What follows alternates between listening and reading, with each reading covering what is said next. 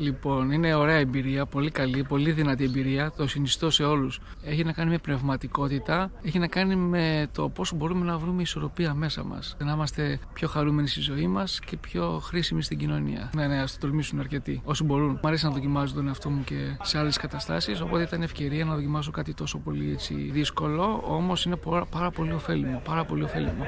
Είναι μια άσκηση η οποία γνωρίζει τον εαυτό σου καλύτερα και σε βάθος. Ίσως να είμαστε προορισμένοι να ζήσουμε και κάτι άλλο, κάτι διαφορετικό, κάτι ανώτερο. Ας δοκιμάσουμε. Νιώθω τέλεια. Θα το ξανακάνω σίγουρα. Νιώθω μια ζέση στην καρδιά μου και πάρα πολύ όρεξη για ζωή. Έψαχνα την αλήθεια και τη βρήκα.